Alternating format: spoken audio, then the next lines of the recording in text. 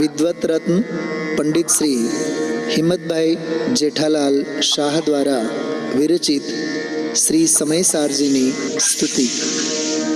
संसारी जीवना भाव मरणो टाळवा करुणा करी सरिता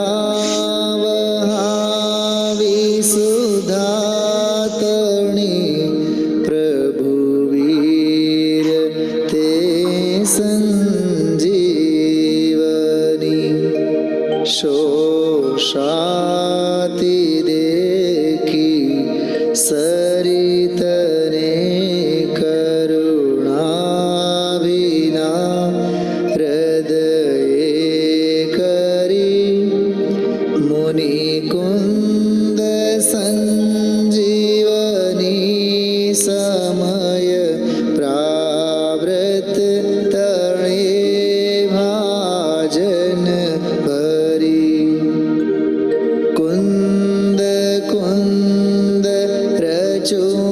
शास्त्र साथिया अमृते पुर्या ग्रंथाधिराज तारामा भावो ब्रह्मांडना भर्या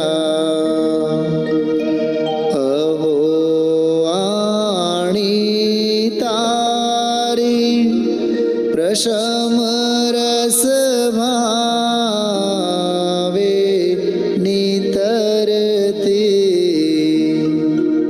मुमुक्षुने पाते अमृत रस अंजलि भरी भरी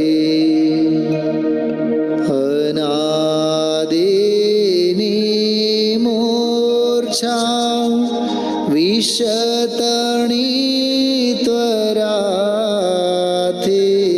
उतरती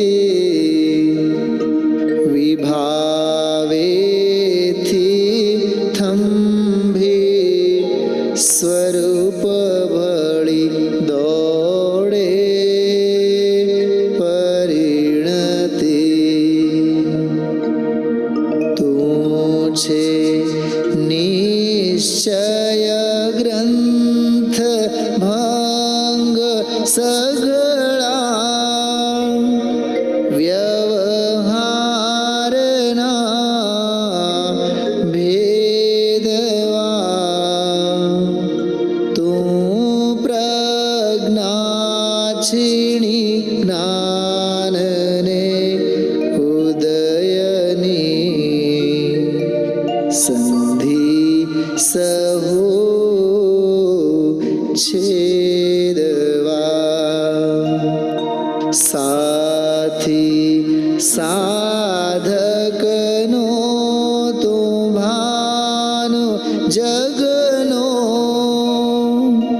संदेश महावीरनो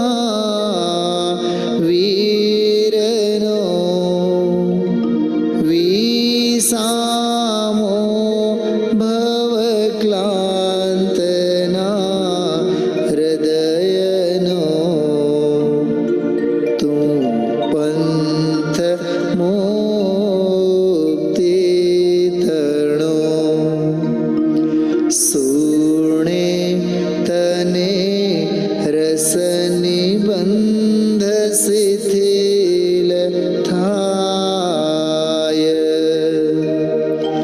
જાણે તને હૃદય જ્ઞાની તણા જણાય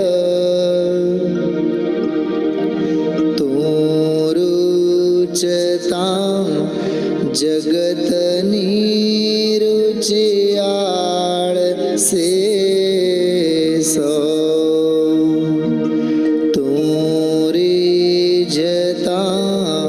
सकल ज्ञायक देव रीजे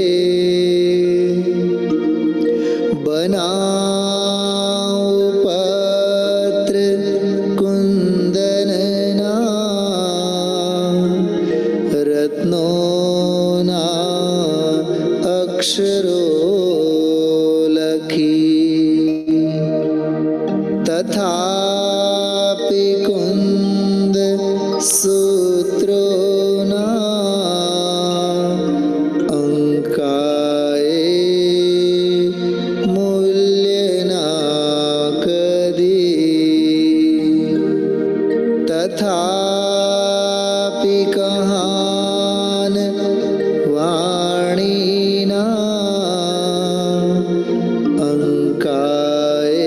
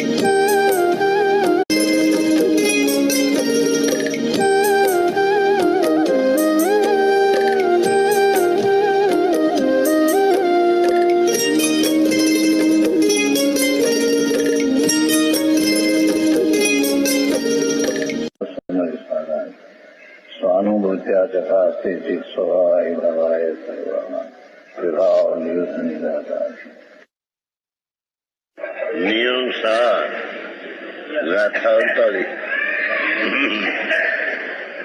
થોડું થયું છે.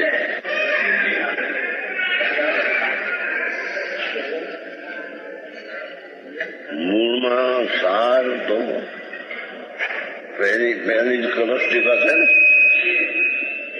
નમા સમય સારાય પહેલો જ કલશ સ્વાનુભૂત્યા ચલાશે એ અનુભૂતિથી પ્રકાશમાન થયો છે. પહેલો કલશ પહેલો તે મંગળિકનો મમા સમય સારાય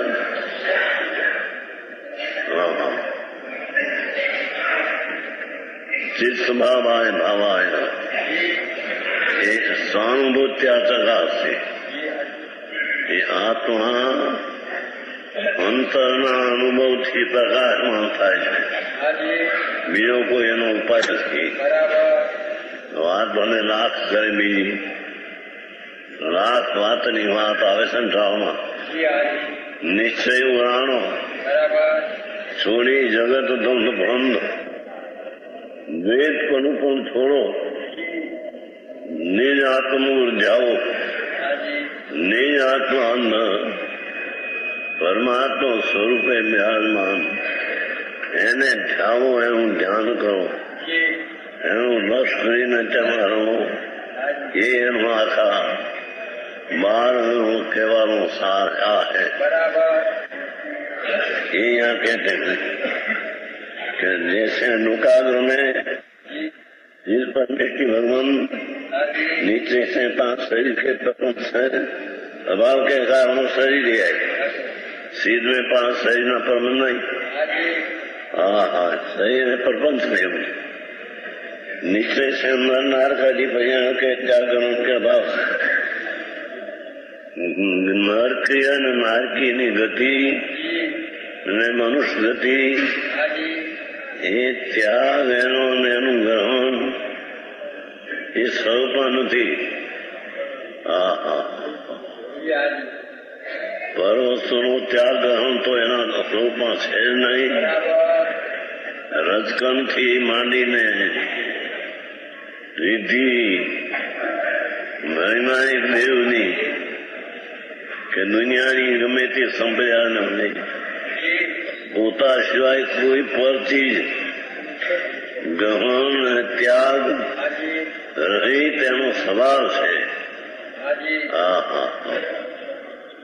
આખરી વાત, અનંતમાં રહેવું એ અનંતમાં ગ્રહણ ત્યાગ રહિત છે. અનંત પદાર્થમાં રહે છે. ક્ષેત્રે એક ક્ષેત્ર જ નથી, ક્ષેત્ર જુદી જુદું છે. આકાશની અપેક્ષા એક ક્ષેત્ર કહેવાય. जुदे जुदी चीज अपने में पर का कुछ शब्द कहीं नहीं, ये यहाँ कहते हैं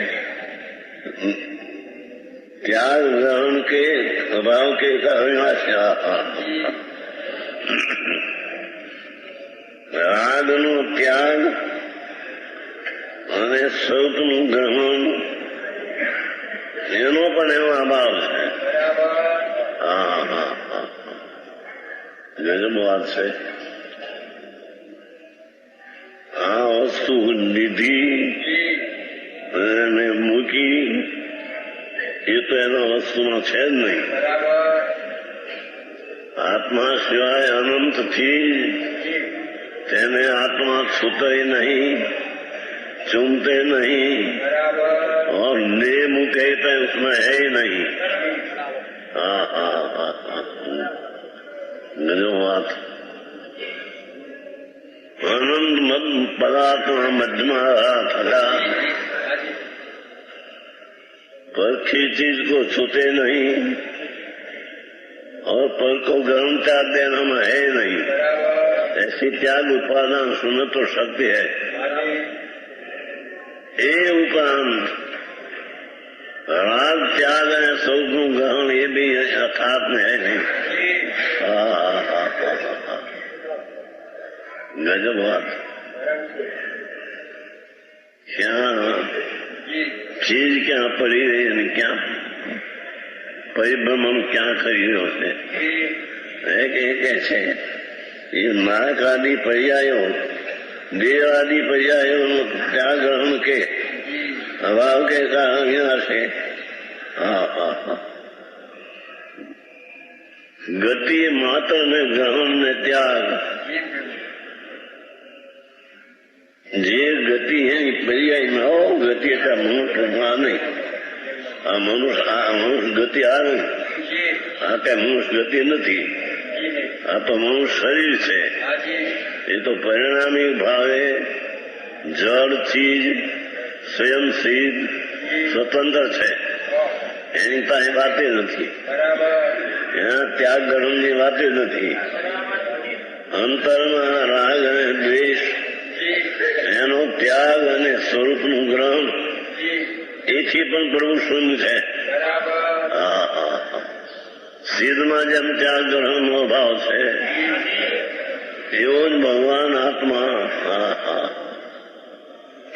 ત્યાગ વિકારનો ત્યાગ નિર્વિકારી ચીજનું ગ્રહણ એ ચીજ ગ્રહણની સદાય ગ્રહણ છે. સદાય ગ્રહણ છે. એને ગ્રહણ ને ત્યાગ એનામાં છે નહીં. उसमें है नहीं.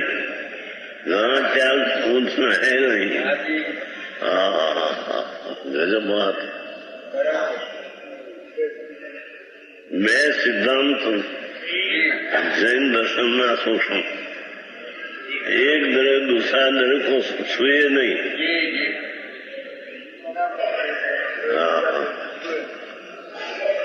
एक पदार्थ कोई पण बीजा पदार्थ ने अडे नहीं. शरीर को अडे नहीं आत्मा.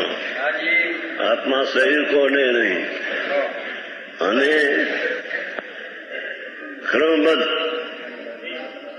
દરેકને ક્રમસાર ક્રમ ભક્તિ ક્રમબદ્ધ ક્રમ નિયમિત બધું એક જ થાય.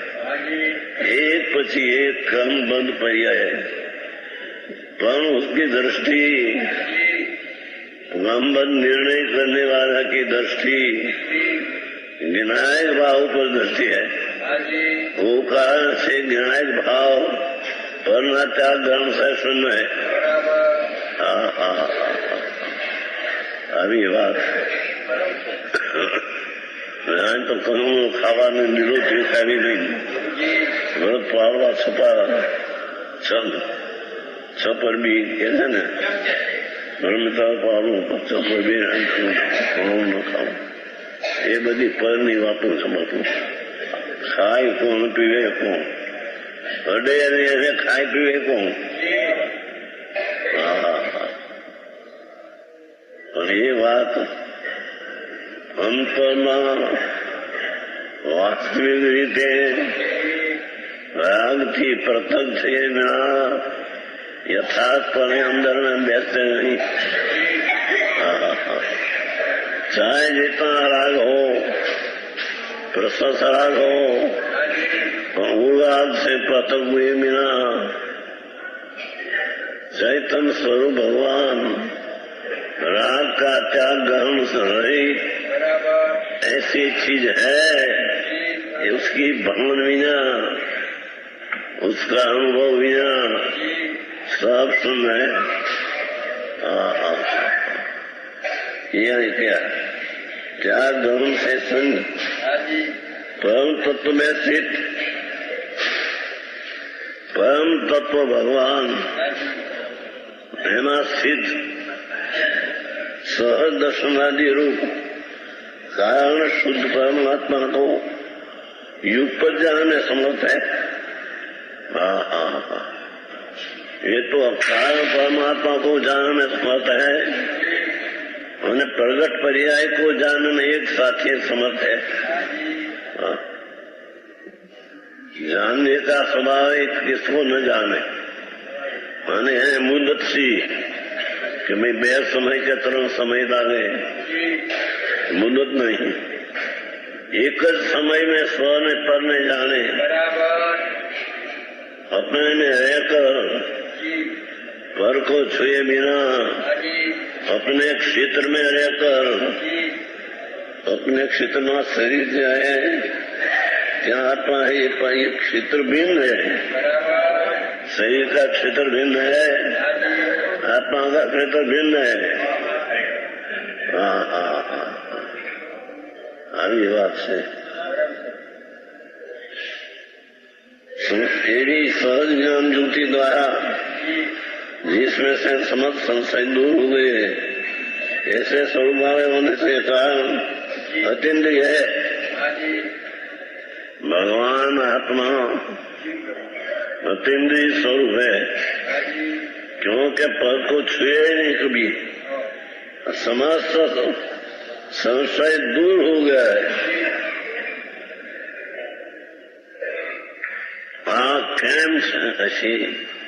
केम होगा ऐसा संशय की गंध नहीं, ऐसा प्रभु चैतन्य निसंदेह निष्कारण पर का कारण बिना अपने निज कारण परमात्मा से साबित सिद्ध है. उसकी दृष्टि करना, उसका ज्ञान करना और उसमें चिंता करना, ये सारा बाल का सार है. बाकी बधी बधी बातों बाहर नहीं. धमाम धमाम बाहर में मरा गया. 5-2 लाख रुपया खर्चे, धुमार मोटा वरघोड़ा काटे, मांस ने काटे, नारिયેર ने ચાંદીના નારિયેર નવાઈ માથે ચડાવીને સેંકડો બાઈઓનો શું છે પ્રભુ.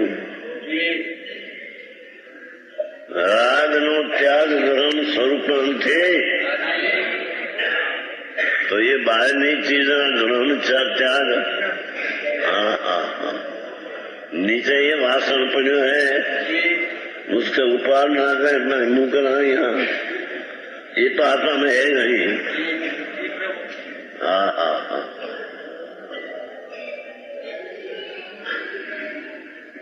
आत्मा सिवाय नहीं कोई चीज अपने से दूर हो कि नजीक हो, तो कभी उसने धर्म त्याग किया ही नहीं।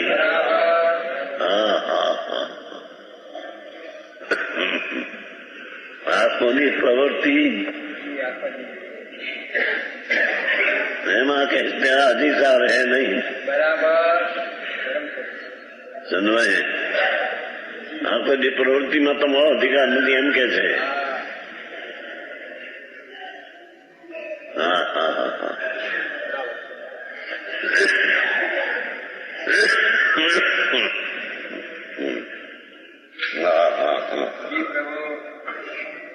संसद दूर गए ऐसे सौ मानव में अत्यंत ही गए. राग था અને राग में छोड़ा, ये भी संशय दूर हो गया. मेरे में राग थे और राग छोड़ा, ऐसा संशय नहीं है. वस्तु में ऐसा संशय है नहीं.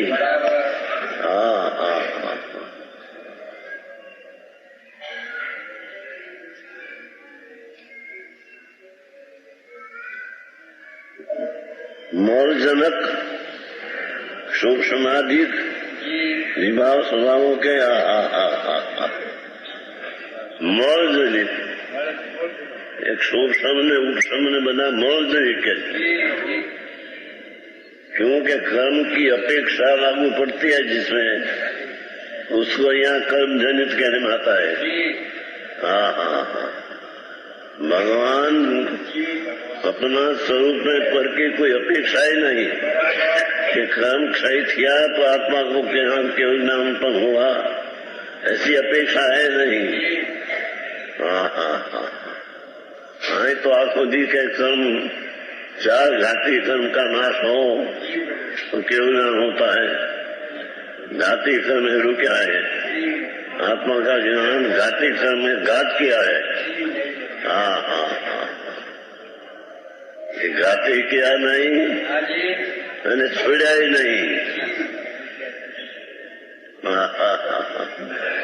ये चार कर्म घाती आत्मा एक किया ही नहीं और उसका नाश भी किया नहीं.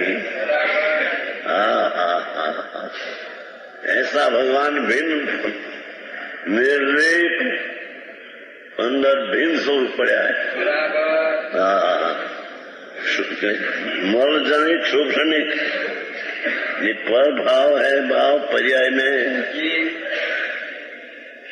उसके आश्रय को मोल उत्पन्न होगा. पर का आश्रय तो एक बाजू रहा,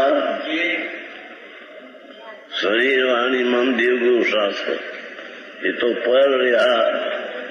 अपने ही पर्याय में विभाव भाव है, ये भी मोलजनिक कर्मनी अपेक्षा लागू पड़ती है. भले उदय में विद्यमान निमित्त, समाधि में निमित्त का अभाव, इतनी भी अपेक्षा ये मोलजनिक है. भगवान में इतनी अपेक्षा लगाना ये भी दोष है. कैसे आओ मार्ग में आई के एक ने हृदय पालो ने निरोते हणो नहीं, निरोते खाओ नहीं, થઈ ગયો એમાં ધર્મ. मिथ्या तो उपोषण है.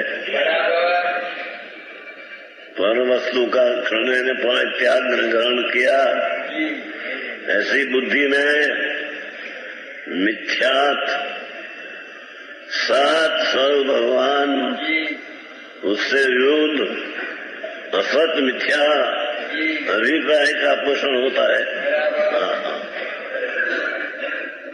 आत्मा सिवाय कोई पर चीज का कोई कर्ता में मैं छोड़ने का मेरे में है ये मैं छोड़ू है नहीं, मैं छोड़ू क्या चाहे. तेरी चीज में ही है ही नहीं ने. कर्म एक कर्म को छोड़ू ये भी तेरे में नहीं. ऐसा हो। आई तो क्षोभ समाधि विभाव भाव स्वभाव के भाव के कारण आई तो चाहे भाव ने मलिन भाव गया, चाहे उदय सहायक, चाहे आवरण संयुक्त कहा, चार से आत्मा गोचर कहा, फिर आगे आए चार भाव से आत्मा अगम्य है। उसका अर्थ चार भाव के आश्रय से वो जानने में नहीं आता। चार भाव आवरण संयुक्त है, कहें कि एक में निमित्त है बुद्धि में, तीन में निमित्त की अपेक्षा है। ये वस्तु नहीं, वस्तु निरपेक्ष है। निरपेक्ष कोई की अपेक्षा लागू पड़ती नहीं। एवं भगवान अंदर विराजे છે। ये भगवान ना पत्ता लेकर इसमें स्थान जमा कर, इसमें धाम जमा कर, इसमें दिन होना, ये वस्तु का स्वरूप है। बाकी बड़ी बातों है।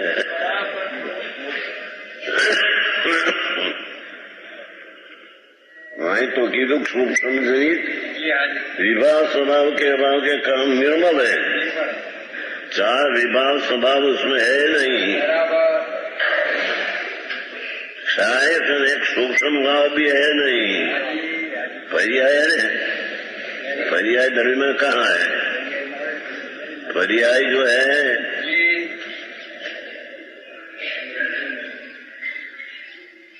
शरीर ने, कर्म ने, मन ने, वाणी, तो दूर क्षेत्र, दूर द्रव्य, दूर क्षेत्र, दूर का दुर्भाव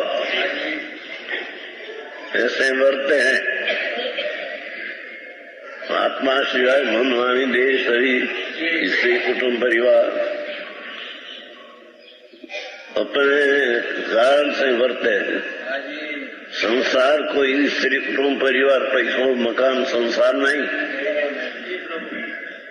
संसार आत्मा की पर्याय में पर वस्तु मेरी, मैं ग्रहण कर सकता हूँ, ये मिथ्यात्व भाव संसार है। ये पर्याय को छोड़कर क्या मिथ्या रहते नहीं। आत्मा का संसार आत्मा की पर्याय से है, एक समय भी दूर नहीं रहता।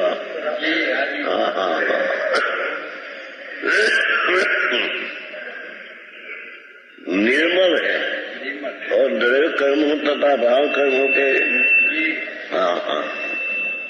जल कर्म ने राग आदि भाव अभाव के कारण विशुद्ध आत्मा है।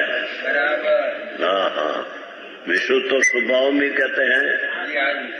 विशुद्ध, शुद्ध में विशुद्ध, ये प्रकार है। तो शुद्ध है आत्मा।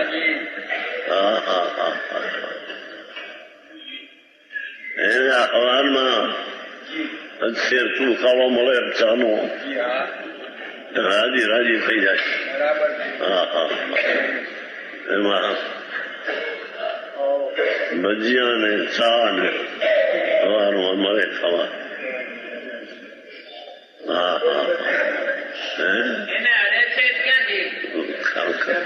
માને છે ને, માને છે ને, અડે છે ક્યાં?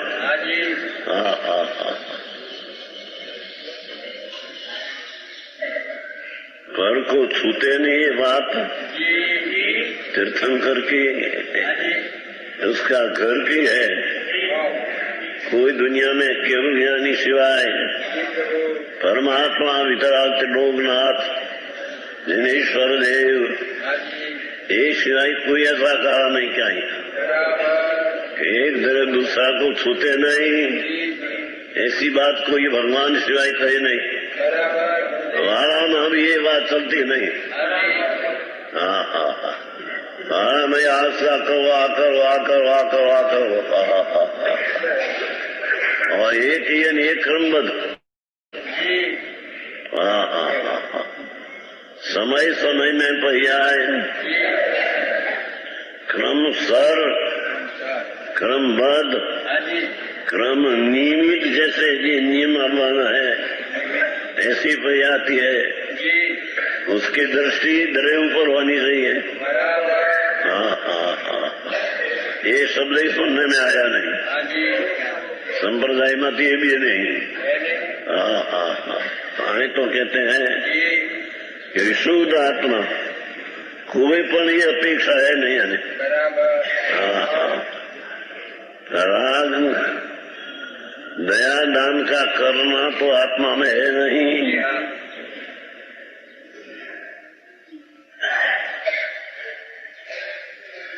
तो दया दान का त्याग करना ही आत्मा में है नहीं। गजब है। फिर वो तो चैतन्य बिंब है, किसका त्याग करे किसका ग्रहण करे, कभी कोई पर कुछ छुआ ही नहीं, चुंबन ही किया नहीं। तो किसको ही त्याग ग्रहण करे? ऐसी चीज ऊपर दृष्टि हुई बिना मिथ्यात का मोह का नाश नहीं होता। माहिती बने कुदे कुगु कुशास्त्र छोड़े, सुदेव सुगम सुशास्त्र माने, ये तो अभव्य पर माने। नवमी गई चाहे अभी भी देव गुरु शास्त्र मानते थे, सब पर नहीं। तो ये श्रद्धा भी कहीं आत्मज्ञान नहीं, पर की श्रद्धा ने पर का ज्ञान की आत्मज्ञान नहीं। हमें तो कहते हैं कि उसी प्रकार संसार में सर्वजीव किसी नहीं के बोल से क्यों न पीड़ू, क्यों न किया, किसी नहीं से किसी नहीं से शुद्ध है। ये नया चीज नहीं है, शुद्ध नहीं है।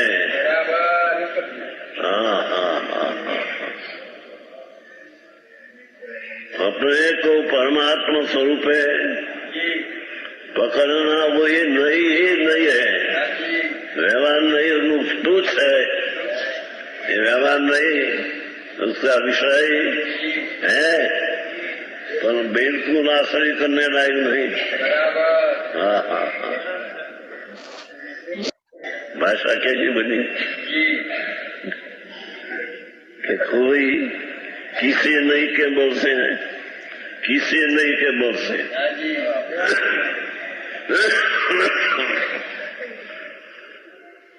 वास्तविक जिसको नहीं कहते हैं, ये शूद्र को नहीं कहते हैं, इतने किसी नहीं समझा है। और शूद्र ने जवाब नहीं को नहीं कथन मात्र बात है।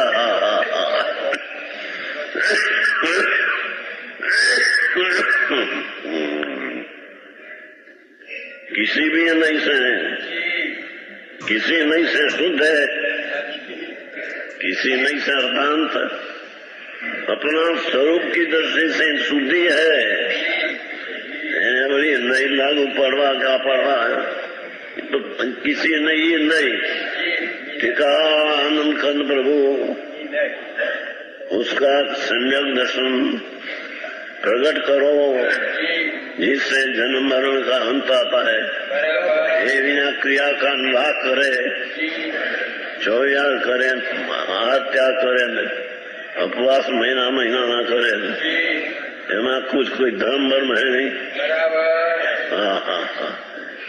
लाख मंदिर बना रहे हैं, करोड़ों रुपया खर्चे ने, धमाल बाद में आवेगा। हो फलाना वहां से 5 लाख रखाया, फलाने 10 लाख रखाया, ત્યાં લોકોના ભૂમાટા ઉભા થઈ જાય।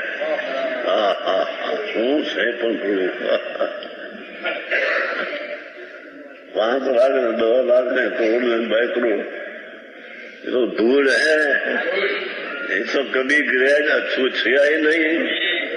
ये आत्मा तो इस चीज को छुआ जी नहीं, तो ने छुआ कैसे था? तो इन्हें दिया कैसे आया? ये चीज को छूते नहीं, ये चीज दूसरे को दिया।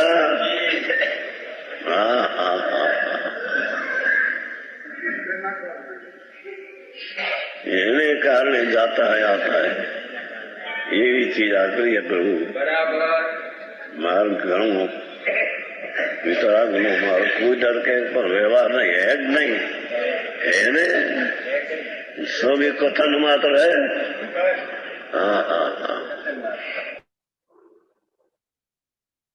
अभी हम सब लोगों ने गुरुदेव श्री के मुखारविंद से आचार्य कुंद कुंद देविकृत नियम सार की 48 नंबर गाथा के मंगल रहस्यों को जानने का प्रयास किया है। आपने देखा होगा किस तरह से गुरुदेव श्री ने इस गाथा के हार्द को निकाल करके हमारे सामने रखने का प्रयास किया है। मूल गाथा में इतनी बढ़िया बात कही थी, बिन देह अविनाशी अतीन्द्रिय शुद्ध निर्मल सिद्ध ज्यों, लोकाग्र में जैसे विराजे जीव है भवलीन त्यों। इसके पहले कुबुद्धि कहा था, यहाँ भवलीन कहा, संसारी कहा, और ये कितनी बढ़िया मंगल बात यहाँ से निकली है कि जिस तरह से भवलीन संसारी है उस तरह से सिद्ध भगवान है। दोनों की तुलना का एक जोरदार शंखनाद इस गाथाओं से निकलता है। हमने इसका लाभ लिया है। हम अभी चल रहे हैं बिजौलिया, पंडित देवेंद्र जी साहब बिजौलिया वाले विराजमान हैं, उन तक हम पहुंचेंगे 5 मिनट के पश्चात ही। और मैं कुछ सूचना आपको दे रहा हूँ। आज दोपहर में थोड़ा सा परिवर्तन रखा हो गया है। दोपहर में ठीक 2:45 से 3 तक होगा आध्यात्मिक पाठ।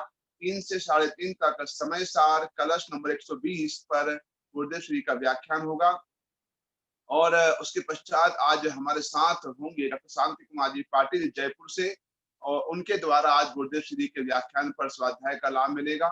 इसकी पीडीएफ और प्रवचन नंबर जानकारी आपको हम अभी लगभग 11 बजे आपको भेज देंगे ग्रुप में। और एक और 2-3 बातें और हैं। एक रात्रि में कार्यक्रम रखा गया शंका समाधान का, तो आज रात्रि में जो हमारे विद्वान यहाँ स्वाध्याय कर रहे हैं, चारों विद्वानों की उपस्थिति में कुछ शंकाएं हमें प्राप्त हो गई हैं, तो उन शंकाओं का समाधान जानने का प्रयास करेंगे हमारे विद्वानों के मुखारबिंद से। इसलिए आप अवश्य आज रात्रि में स्वाध्याय का लाभ भी लें, रात्रि में अपने शंका समाधान का कार्यक्रम का भरपूर लाभ लें। हो सकता है शंका आपको खड़ी न हुई हो, लेकिन किसी की शंका के माध्यम से आपको समाधान और नया प्रमेय आपको मिल सकता है, तो उसका आप लाभ लेवें। और एक खास प्रोग्राम हमने आपसे कहा था, रात्रि में आज 2 नई चीजें आपको बताने वाले हैं। एक है सम्मेद शिखर की यात्रा। सम्मेद शिखर की यात्रा चलेगी, ट्रेन चलेगी हमारे घर से, तो ट्रेन में हम चलते हुए चलेंगे सम्मेद शिखर, और सम्मेद शिखर पहुंच करके वहां वंदना करेंगे, टोंक की वंदना करेंगे, और वापस आकर के कुंद कुंद नगर की वंदना करेंगे। अतः आप सभी रात को हमेशा शामिल रहिएगा। गुरुदेव श्री के व्याख्यान के पश्चात हम सब आज सम्मेद शिखर की वंदना करेंगे। एक और बात यह है, आज रात्रि में विशेष मंगलकारी सूचना आपको देने वाले हैं। सूचना प्रत्येक साधर्मी को खुशी का एक नया मंत्र देगी, खुशी की बात आपको जानने को मिलेगी। इसलिए आप रात तक इंतजार करिए, खुशखबरी आपको देने वाले हैं। एक खास बात और सभी के लिए है कि जूम जो आप ऐप यूज कर रहे हैं, हो सकता है कि आपका जूम कल से काम ना करे। तो क्या करना है? कुछ नहीं करना है आपको। जूम अपडेट किया जा रहा है कंपनी आपकी प्राइवेसी के हिसाब से।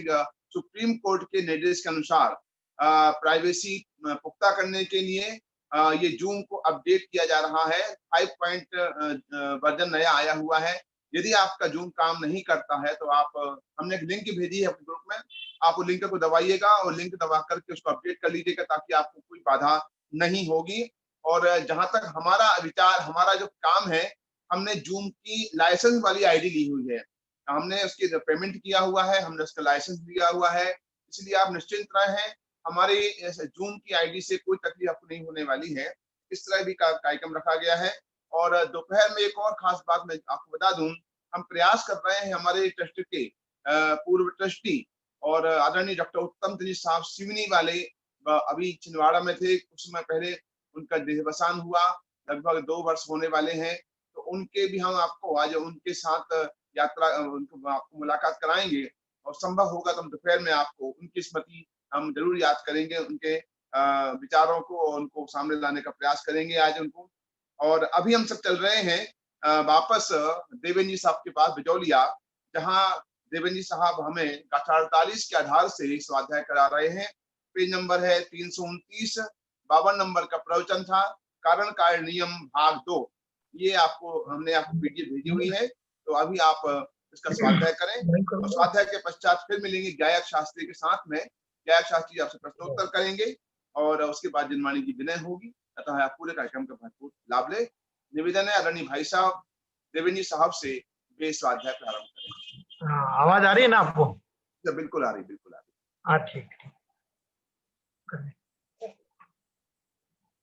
नमो अरिहंताणं नमो सिद्धाणं नमो आयर्याणं नमो अच्छायाणं नमो लोये सौवसाहुणं मंगलम भगवान वीरो मंगलम गौतमो गणी मंगलम कुंद कुंदार्यो जैन धर्मोस्तु मंगलम सर्वमंगल मांगल्यम सर्वकल्याणकारकम प्रधानम सर्वधर्माणां जैनं जयतु शासनम् जैनं जयतु शासनम् नम्योणजीर्णं वीरम् अनन्तवर्णानदंसं सहावम् ओच्छामिणीयं सारं केवली शुद्ध केवली प्रणितम्।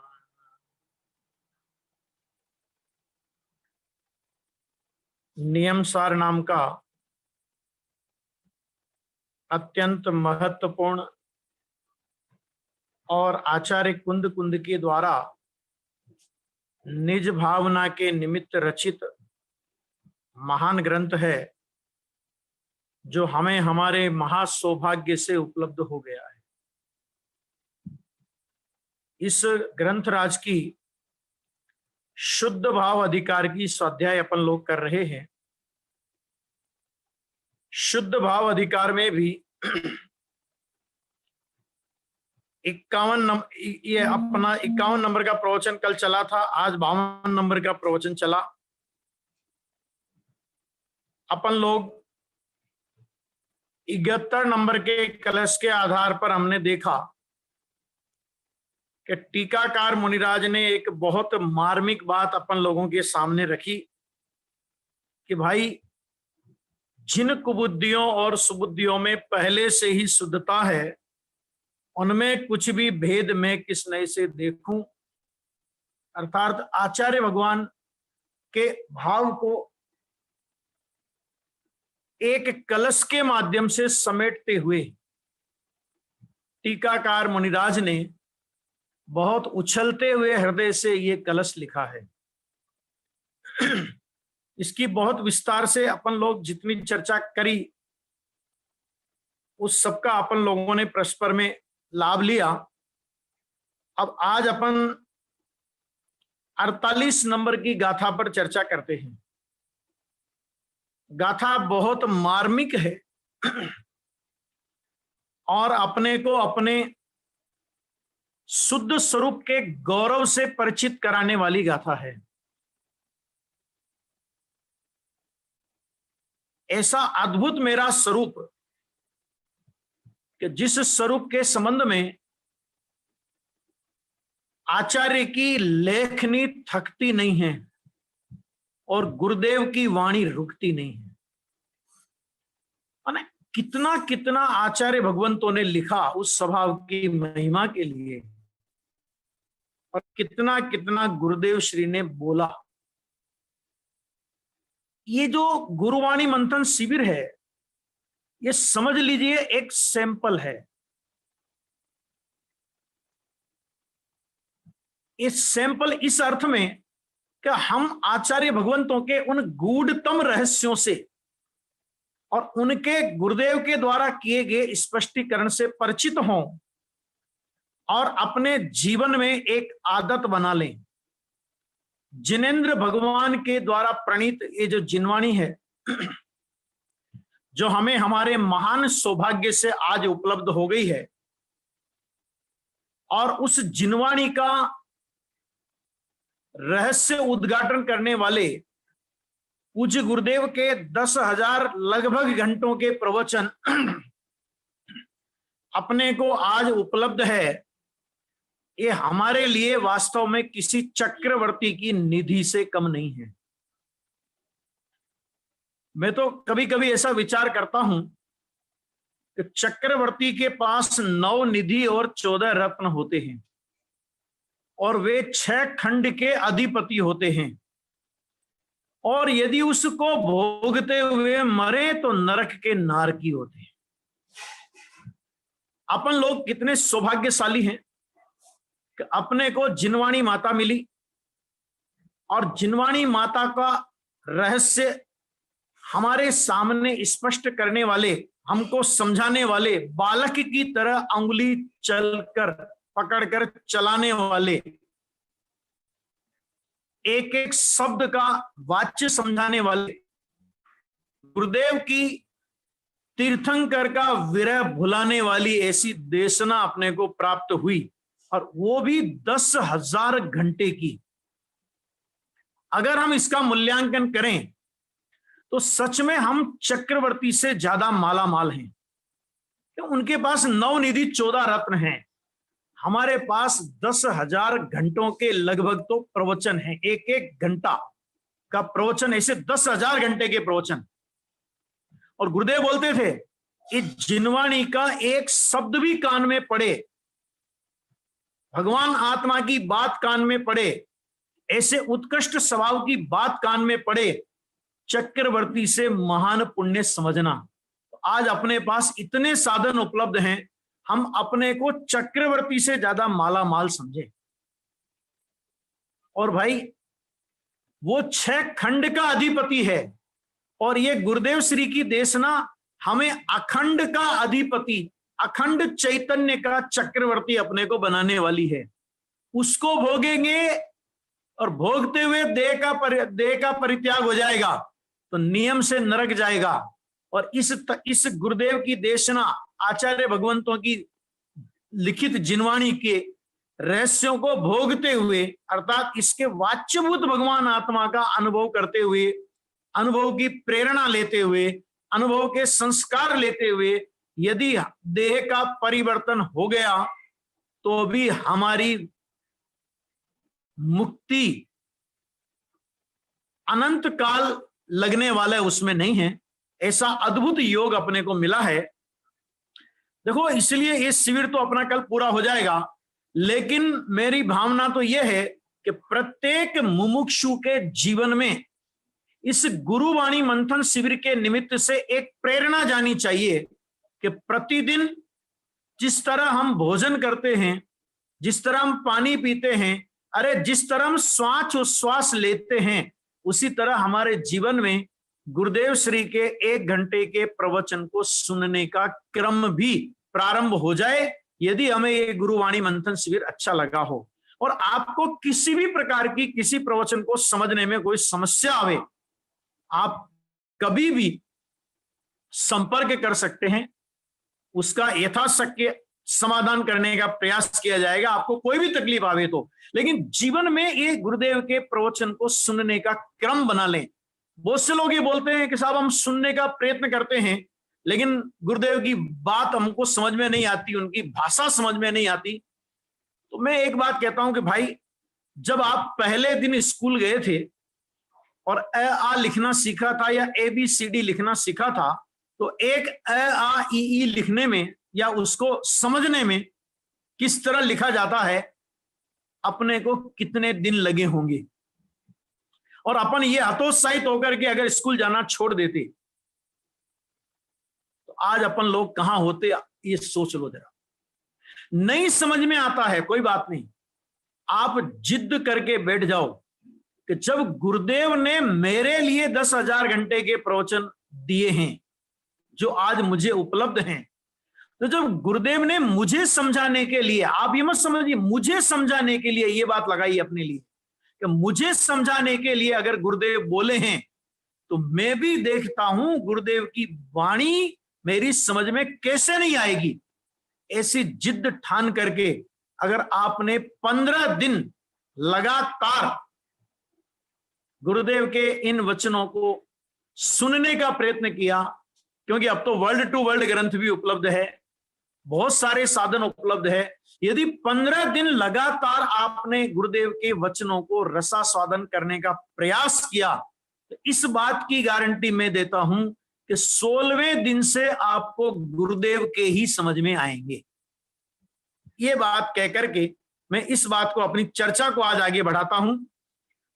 71 नंबर के कलश पर बहुत प्रेरणादायी बात करके फिर 48 नंबर का जो गाथा आई, देखो 47 नंबर की गाथा में भी जो विषय था वो यही विषय था, सिद्धों में और संसारियों में कोई अंतर नहीं है। और 48 नंबर की जो गाथा है उस गाथा का विषय भी यही है, और यह कार्य समय सार तथा कारण समय सार में अंतर न होने का कथन है।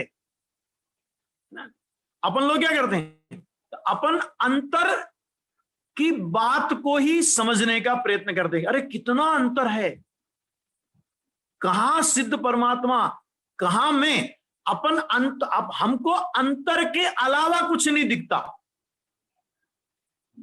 और आचार्य भगवान कहते हैं हमें अंतर ही नहीं दिखता, हमें अंतर के अलावा कुछ नहीं दिखता, और आचार्य भगवान को अंतर ही नहीं दिखता।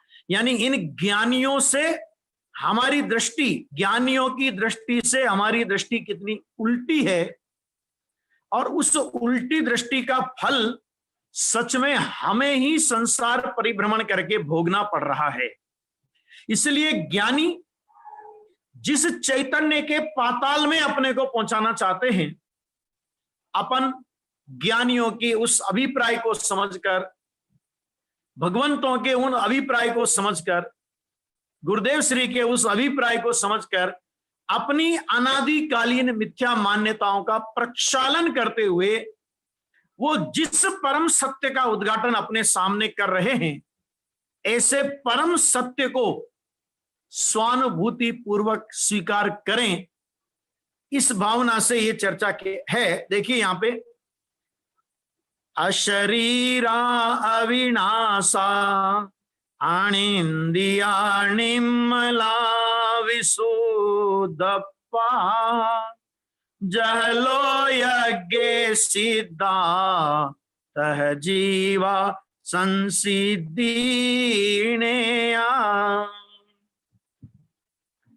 बिन देह अविनाशी अतीन्द्रिय शुद्ध निर्मल सिद्ध जो लोकाग्र में जैसे विराजे जीव हैं भवलीन त्यों। क्या बात कही इसमें, देखो पहले नीचे वाली लाइन देखो, लोकाग्र में जैसे विराजें, ऐसे सिद्ध परमात्मा जैसे लोक में विराजमान हैं। लोकाग्र में माने लोक के अग्रभाग में, भाषा है, वास्तव में तो अपने में विराजमान है, लेकिन लोक के अग्रभाग में विराजमान हैं। जीव हैं भवलीन त्यों, जैसे सिद्ध भगवान लोकाग्र में विराजमान हैं वैसे ही, उससे कम नहीं, वैसे ही क्या कह रहे हैं, भवलीन, कि जो प्रति समय, भवलीन का मतलब क्या है कि जो प्रति समय भाव मरण और भाव कर्म, जिसको अपन बोलते हैं ना, जो मिथ्यात्व की गहलता जिसे अपन बोलते हैं, कि ऐसे जीव भी सिद्ध के समान भवलीन त्यों, कि वैसे जीव सिद्ध भगवान के समान वे जीव हैं। ये यहाँ पे आचार्य भगवान अपने से कह रहे हैं। बहुत गंभीर बात है, और इस गाथा में देखिए 5 बोल लिए हैं। आज गाथा का प्रवचन सुनते समय मैंने भी कुछ होमवर्क किया था, मैंने कुछ पॉइंट बनाए थे, नोट किए थे। देखिए 5 बोल कौन कौन से लिए इस गाथा में। तो आज ये लिया, पहला बोल लिया, उन्होंने कहा आत्मा कैसा है, उन्होंने कहा अशरीरी, पहला बोल लिया था अशरीरी का। दूसरा बोल लिया था अविनाशी, तीसरा बोल लिया अतीन्द्रिय, चौथा बोल लिया निर्मल, और 5वां बोल लिया विशुद्ध आत्मा। ये 5 बोल अपने को याद होना चाहिए कि भगवान आत्मा कैसा। तो उन्होंने सबसे पहला बोल लिया कि भगवान आत्मा अशरीरी है ना।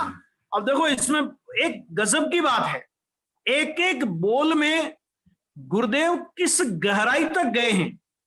आचार्य भगवान के शब्दों में और टीकाकार के शब्दों में छुपी हुई जो गहराई है, उस गहराई में जाकर के गुरुदेव ने जो मोती निकाले हैं और अपन को मिले हैं, अपन देखो उनका रसास्वादन करते हैं। यहाँ पे कहते हैं टीका में कि जिस प्रकार, ये मैंने प्रवचन गुरुदेव का खोला हुआ है, कारण कार्य नियम का दूसरा भाग है और 325 नंबर का पेज फिलहाल मैंने खोला हुआ है। पहले मैं टीका की पंक्तियां पढ़ रहा हूं, फिर उसी पर गुरुदेव श्री के स्पष्टीकरण पर अपन चर्चा करेंगे।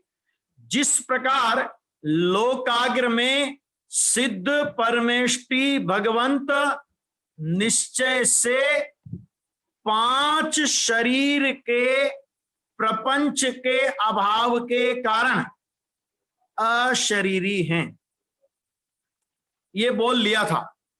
गुरुदेव ने भी बहुत इसका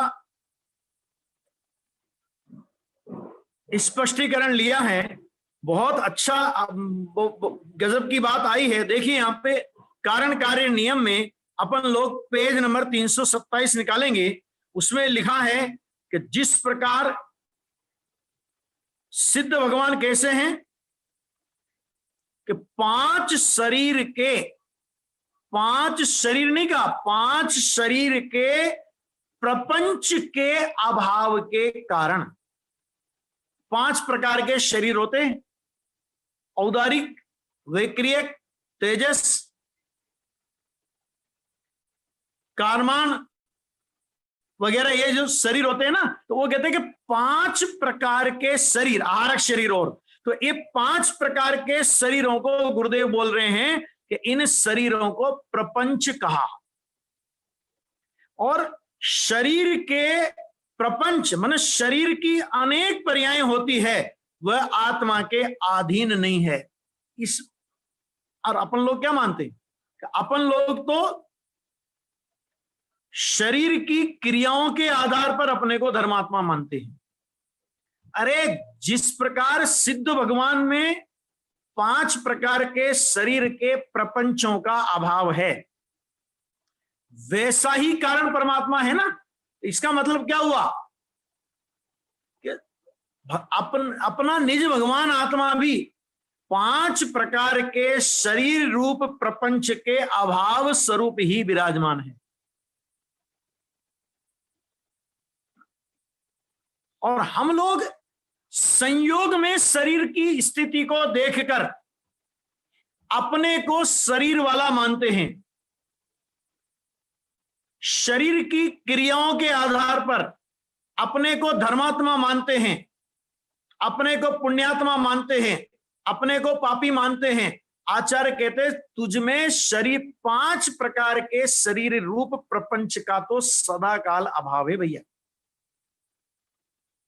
जैसे सिद्ध को शरीर नहीं, ऐसे तू भी अशरीरी परमात्मा है। सिद्ध भगवान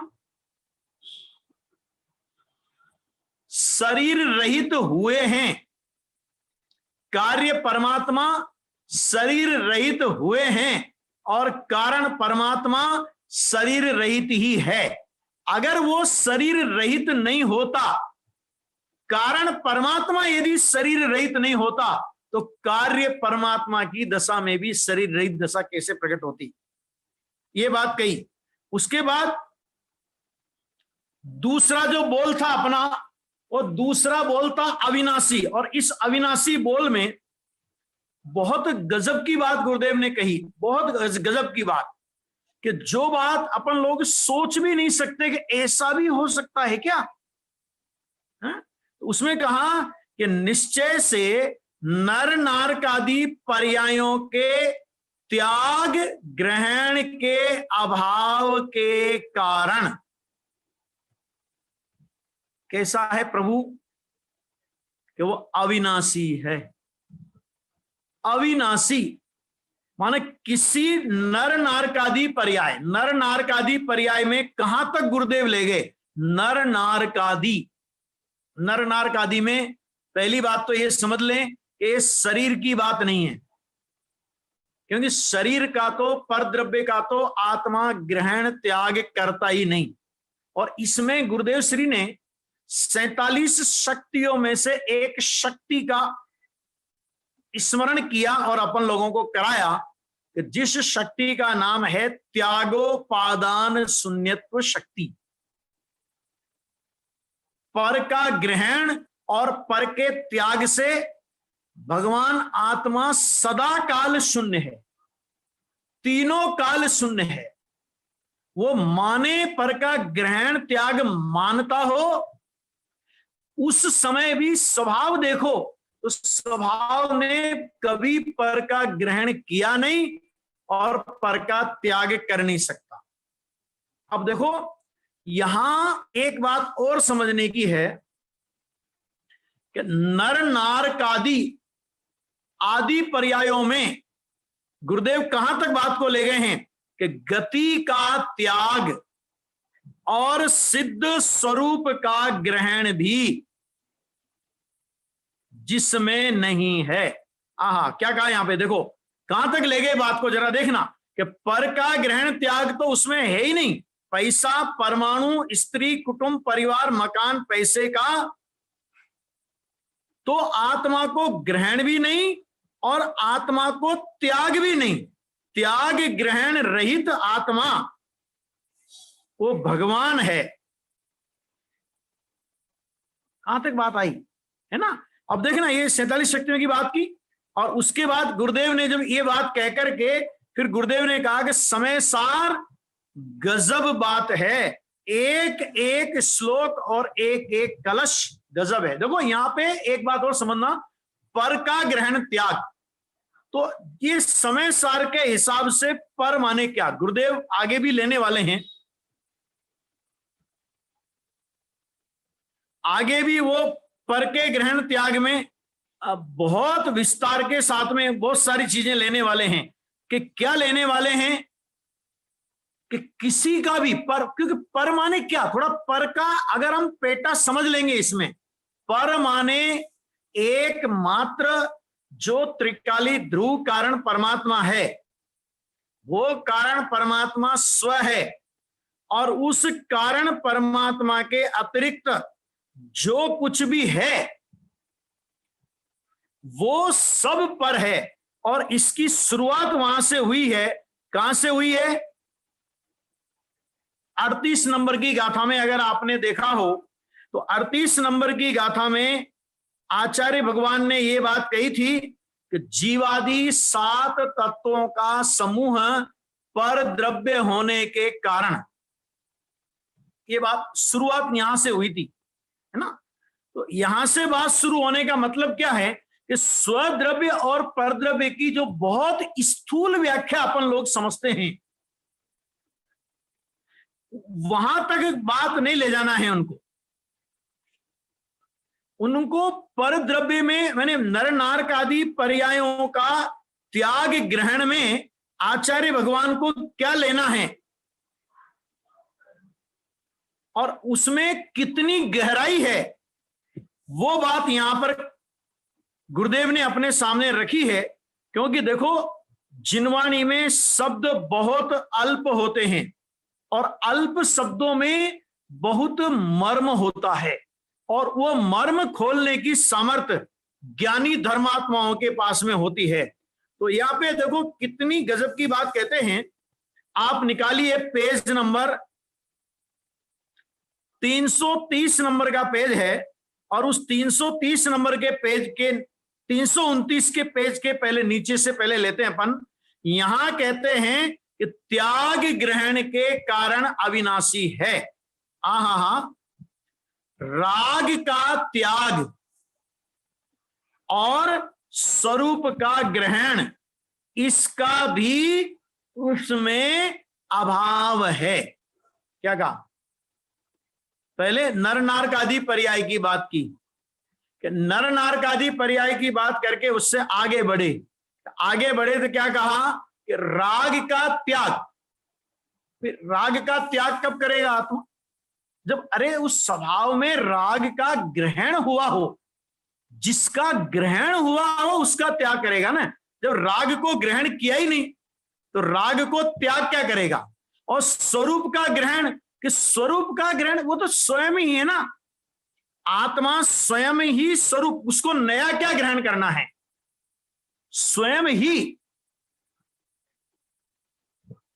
कारण परमात्मा स्वरूप है, उसमें क्या ग्रहण करना उसका? तो वो यहां पे कह रहे हैं, देखो यहां पे एक और भी बात ली उन्होंने। यहां पे फिर से अगला पैरा में देखो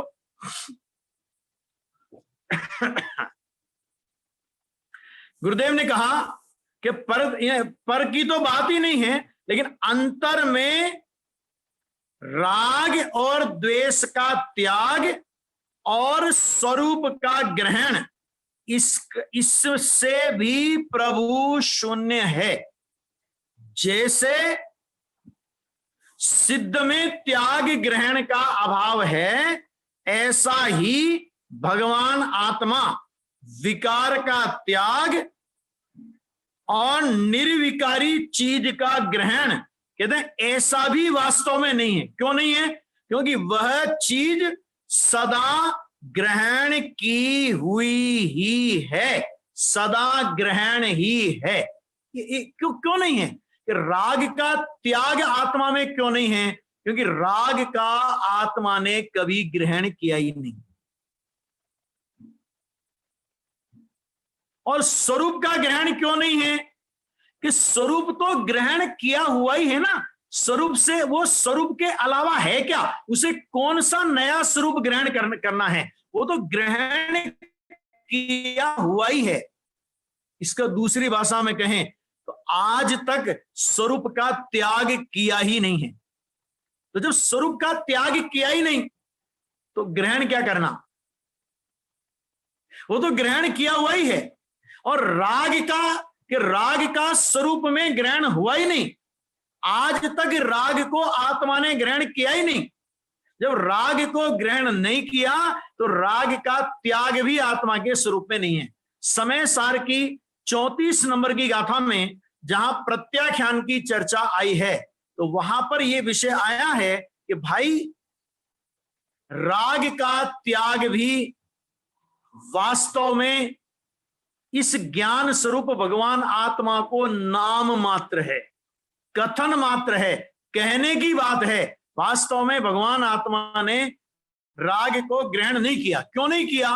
क्योंकि पर के ग्रहण और त्याग से रहित है और स्वरूप को नहीं छोड़ा। तो जिसको छोड़ा ही नहीं तो नया क्या ग्रहण करना उसे? क्योंकि वो स्वरूप से कभी बाहर गया ही नहीं। कल हमने 26 नंबर की गाथा याद की थी, आपको ख्याल रहा होगा कि 26 नंबर की गाथा में आचार्य भगवान ने यही बात कही थी कि भाई कभी अपने स्वरूप से च्युत हुआ ही नहीं। ग्रहण करना, अरे वो तो ग्रहण ही है। यह मैं हूं ऐसा पता लगना तेरे को लगना है बस, बाकी तो स्वरूप तो ग्रहण ही है। स्वरूप का कभी तूने त्याग किया ही नहीं, है ना। तो ये बात बहुत एक विस्तार के साथ में आई। और उसके अलावा एक 332 नंबर के पेज पर फिर एक बहुत अच्छी बात आई है, वो भी अपन चर्चा करेंगे। लेकिन उसके पहले जरा देखो कि गुरुदेव श्री ने आज ये कहने के बाद फिर उसी बात को, जो बात आई थी कि जैन दर्शन के दो मुख्य सिद्धांत, कौन कौन से दो मुख्य सिद्धांत? तो उन्होंने कहा एक द्रव्य दूसरे द्रव्य को स्पर्श नहीं करता। यह सिद्धांत इस संबंध में क्यों गुरुदेव लाए, उसकी चर्चा अपन करते हैं। एक बात तो यह कही कि एक द्रव्य दूसरे पदार्थ को स्पर्श नहीं करता, और इस शरीर को आत्मा स्पर्श नहीं करता, आत्मा शरीर को स्पर्श नहीं करता, और दूसरा कहा क्रमबद्ध। वो दो सिद्धांत पिछले प्रवचन में भी अपन ने देखा कि गुरुदेव श्री ने इस क्रमबद्ध पर्याय के सिद्धांत को याद किया, और क्रमबद्ध पर्याय के सिद्धांत को याद करके गुरुदेव क्या बोलते हैं कि एक के बाद एक क्रमबद्ध पर्याय है, उसकी दृष्टि अर्थात क्रमबद्ध पर्याय का निर्णय करने वाले की दृष्टि ज्ञायक भाव पर दृष्टि है। इसका मतलब क्या हुआ कि ज्ञायक भाव पर दृष्टि है तो क्रमबद्ध पर्याय का निर्णय, और ज्ञायक भाव पर दृष्टि नहीं और क्रमबद्ध क्रमबद्ध क्रमबद्ध क्रमबद्ध खाली बात करे तो उसकी बात नहीं है।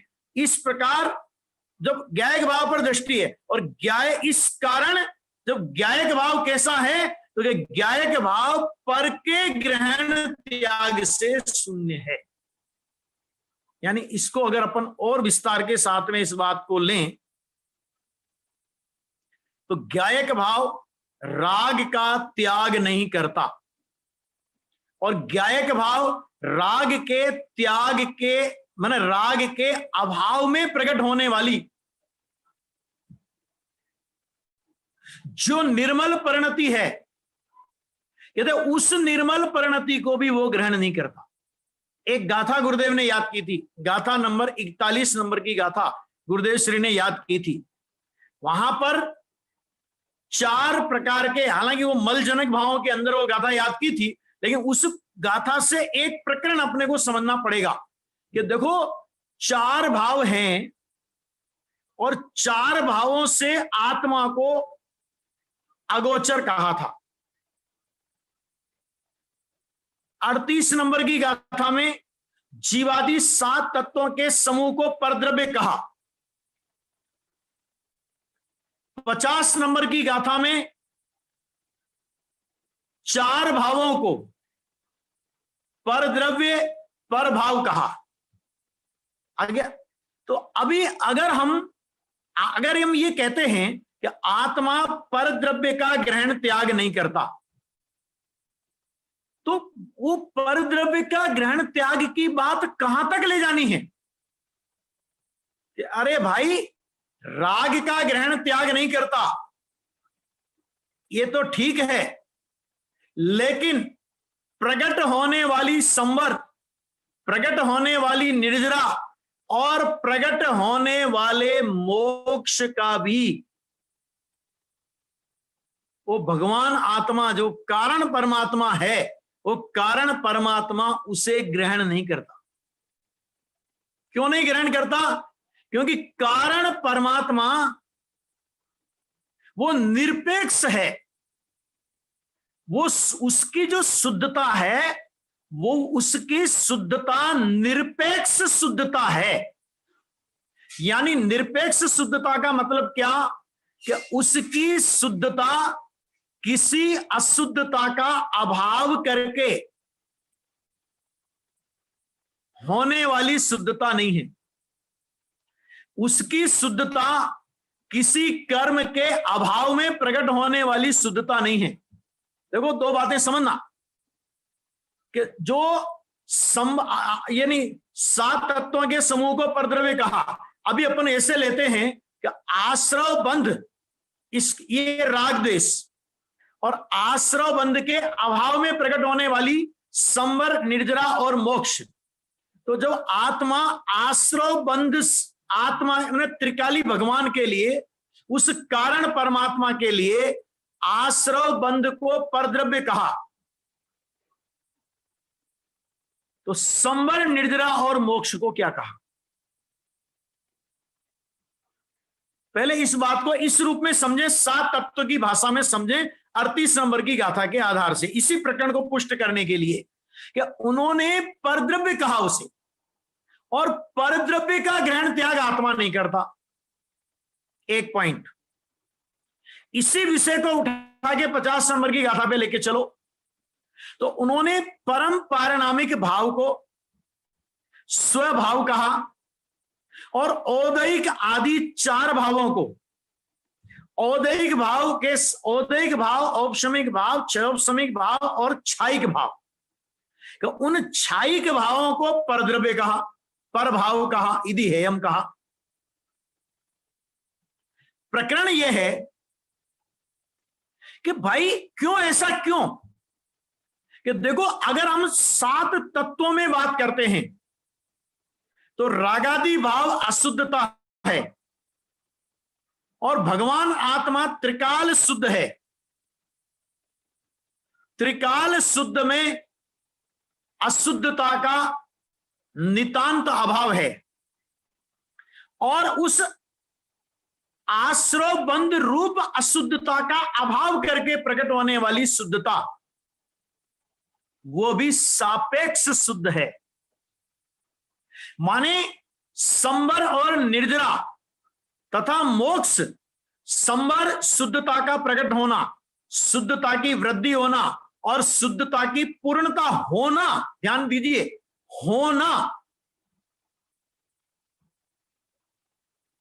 यानी इसमें अशुद्धता के अभाव की अपेक्षा आती है। माने ये वो शुद्धता है कि जिसमें अशुद्धता का अभाव हुआ है और अशुद्धता का अभाव होकर के ये प्रकट हुई शुद्धता है। और भगवान आत्मा अशुद्धता के काल में शुद्ध था। एक बात ये अपन ने 71 नंबर के कलश में बहुत अच्छे से समझा है कि वो अशुद्धता के काल में भी शुद्ध था और भाई उसे प्रकट होने वाली शुद्धता की भी कोई अपेक्षा नहीं है। क्यों? क्योंकि वो प्रकट होने वाली शुद्धता, वो तो होने वाली शुद्धता है ना। तो और जो कारण परमात्मा है कि वो कारण परमात्मा तो शुद्ध है, संवर शुद्ध हुआ है, ऐसे समझो इसको कि संवर शुद्ध हुआ है, मैं शुद्ध हूं, निर्जरा शुद्ध हुई है, मैं शुद्ध हूं, मोक्ष शुद्ध हुआ है, मैंने पूर्ण शुद्ध, वो होने वाली शुद्धता है और मैं है वाली शुद्धता हूं, है वाली शुद्धता। इसी बात को अगर अपन काल की ओर से ले जाएं तो संवर निर्जरा की शुद्धता सादी शांत शुद्धता है, मोक्ष की शुद्धता सादी अनंत शुद्धता है, लेकिन मैं अनादि अनंत शुद्ध हूं। तो अनादि अनंत शुद्ध को इन शुद्धता के ग्रहण का क्या मतलब है? और दूसरी बात कि वो नित्य शुद्ध है। दूसरा एक और कि नियम सार में इस शब्द का प्रयोग भी किया कि वो नित्य शुद्ध है और ये प्रकट होने वाली शुद्धता कि ये अनित्य शुद्ध है, ये क्षणिक शुद्ध है। इन शुद्धता का दूसरे क्षण में अभाव होता है, दूसरे क्षण में दूसरी शुद्धता प्रकट हो, लेकिन वो की वो शुद्धता नहीं रहती और मैं वैसा का वैसा रहता हूं, मैं अनादि अनंत शुद्ध हूं। तो जो अनादि अनंत शुद्ध है, जो अनादि अनंत मुक्त स्वरूप है, कि वो मुक्ति को भी लेकर के कहां रखेगा? अरे उसके पास, उस कारण परमात्मा के पास आश्रव बंध को रखने आदि की जगह तो है ही नहीं। सच्चाई यह है कि वो कारण परमात्मा संवर निर्जरा और मोक्ष को रखने की भी उसमें कोई जगह खाली नहीं है। क्यों जगह खाली नहीं है? कि वो अपने आप में इतना पूरा है कि उसमें किसी पूरी पर्याय को मिला करके पूर्ण होने की भी संभावना नहीं है। क्यों? क्योंकि अगर हम मोक्ष को भी उसमें मिलाएं, मोक्ष का ग्रहण करने वाला भी अगर हम आत्मा को माने, तो इसका मतलब यह हुआ कि जब तक उसने मोक्ष का भी ग्रहण नहीं किया था तब तक उसमें अपूर्णता थी और अपूर्णता के लक्ष्य से कभी भी पूर्ण दशा की प्राप्ति नहीं होती। पूर्ण दशा की प्राप्ति पूर्ण स्वभाव के आश्रय से होती है, लेकिन गजब है वो स्वभाव कि अपने ही आश्रित, अपने ही अवलंबन से प्रकट होने वाली वास्तव में उस शुद्ध निर्मल पर्याय का भी जिसको ग्रहण नहीं है, वो तो उसे भी ग्रहण नहीं करता। क्यों ग्रहण नहीं करता? क्योंकि भाई वो कृत्य स्वभाव है। इसी बात को 41 नंबर की गाथा, 3 गाथाओं से इस प्रकरण को मिलाओ। बहुत गंभीर प्रकरण है, ये सामान्य प्रकरण नहीं है जो आज गुरुदेव का प्रकरण चला था, बहुत गंभीर प्रकरण है। 41 नंबर की गाथा में 38 नंबर की गाथा में एक पॉइंट और उन्होंने कहा, वहां पर एक बात कही थी, कारण परमात्मा वही वास्तव में आत्मा है। इसका मतलब क्या हुआ कि बाकी सब जिन्हें आत्मा के रूप में कहा जाता है कि वो सब व्यवहार। अब 41 नंबर की गाथा की ओर जब अपन बढ़ते हैं इसी प्रकरण को पुष्ट करने के लिए, तो वहां पर 4 भावों को आवरण संयुक्त कहा और 4 भावों के अभाव स्वभाव रूप भगवान आत्मा परम पारनामिक भाव है। उन्होंने यही कहा कि 4 भावों के स्वरूप कथन द्वारा यह प्रकरण आया। गुरुदेव ने भी याद किया था कि 4 भावों के स्वरूप कथन द्वारा पंचम भाव के स्वरूप का यह कथन है। तो ये कहकर के वो क्या कहना चाह रहे हैं कि 4 भावों का स्वरूप हम तुम्हें इसलिए बता रहे हैं कि ये 4 भाव उस परम पारनामिक भाव रूप स्वभाव में नहीं है। और क्यों नहीं है? तो उन्होंने एक सबसे बड़ा जो हेतु दिया वहां पर कि भाई ये 4 भाव आवरण संयुक्त हैं। आवरण संयुक्त का मतलब क्या? तो उन्होंने कहा कर्म के अभाव की सद्भाव की अपेक्षा और कर्म के अभाव की अपेक्षा जिसमें आती है। देखो भाई, औदैहिक भाव में कर्म के सद्भाव की अपेक्षा आती है, औपसमिक छायोपसमिक, अरे यहां तक कि छायिक भाव में भी कर्म के अभाव की अपेक्षा आती है। तो अभाव की अपेक्षा माने कुछ भी अपेक्षा आई, कर्म के अभाव की भी अपेक्षा आई, तो उसको उन्होंने वहां पर आवरण संयुक्त कह दिया। और परम पारनामिक भाव कैसा है, कारण परमात्मा कैसा है, त्रिकाली ध्रुव तत्व कैसा है, शुद्ध भाव कैसा है, कि वो शुद्ध भाव ऐसा है कि जिसमें कोई आवरण, अरे कर्म के आवरण के सद्भाव और कर्म के आवरण के अभाव की तो जिसको अपेक्षा है ही नहीं, क्योंकि उसका तो द्रव्य क्षेत्र काल भाव सर्वथा न्यारा है, वो बात तो है ही नहीं, वो तो पौद्गलिक है, उसकी तो बात है ही नहीं। लेकिन औदैहिक भाव से लेकर क्षायिक भाव, औदैहिक भाव से लेकर क्षायिक भाव माने जिसे हम पर्याय अपेक्षा से आवरण कहते हैं और आवरण का अभाव कहते हैं। आवरण ज्ञान में अक्षर के अनंत में भाग ज्ञान रह गया, तो हमने बोला ज्ञान पर आवरण आया। और क्या हुआ कि केवल ज्ञान हुआ, तो क्या हुआ कि केवल ज्ञान हुआ तो ज्ञान का आवरण दूर हो गया। कि भाई आवरण का आना और आवरण का अभाव होना, यदि आवरण का होना और आवरण का अभाव होना, ये 4 भावों में लागू पड़ता है। औदैहिक भाव में आवरण का होना लागू पड़ता है और औपसमिक भाव से लगा करके क्षायिक भाव तक आवरण का अभाव, इसे बोलेंगे अपन। देखो कर्म की बात नहीं, मलिनता का अभाव, अपन भाव कर्म की बात भी लें तो राग का, देखो केवल ज्ञान में अज्ञान रूप औदैहिक भाव का अभाव, वीतराग परिणति में राग रूप परिणति का अभाव। तो ये ये आवरण के सद्भाव और अभाव, कर्म को अलग रखो, विकार माने आवरण, अपूर्णता माने आवरण, 2 तरह से समझो इसको। राग द्वेष मोह ये विकार रूप आवरण है और ज्ञान दर्शन वीर्य की अपूर्णता कि ये आवरण है। तो इन आवरणों का होना ये औदैहिक भाव में जाता है और इन आवरणों का अभाव होना मोह का औपसमिक भाव में और बाकी चौपसम और क्षायिक भाव में भी ये जाता है। लेकिन भाई जो परम पारिणामिक स्वभाव है, जिसे यहां पर कारण परमात्मा कहा गया, कि उस कारण परमात्मा में ना तो औदैहिक भाव रूप आवरण का सद्भाव है और ना क्षायिक भाव रूप आवरण का अभाव ही होता है। माने उसमें ना आवरण लगता है और ना उसमें आवरण का कभी अभाव होता है। जो आवरण के सद्भाव से और आवरण के अभाव से रहित ऐसा जो निरावरण तत्व है। क्यों? क्योंकि आवरण के अभाव को भी आवरण संयुक्त कहा। ये बात अपने को कुछ हजम नहीं होती कि भाई साहब आवरण का अभाव हुआ ना, तो आवरण के अभाव होने को आप आवरण संयुक्त कैसे कहा आचार्य भगवान ने? देखो इसलिए कहा क्योंकि उसका ग्रहण त्याग नहीं है, ये सिद्ध करना है ना, तो उन्होंने इसलिए ऐसा कहा कि कभी कि अपन लोग, मैं इसके लिए एक उदाहरण दिया करता हूं, लगभग वो उदाहरण देता हूं, समझ में आएगी बात, बहुत गंभीर बात है भाई।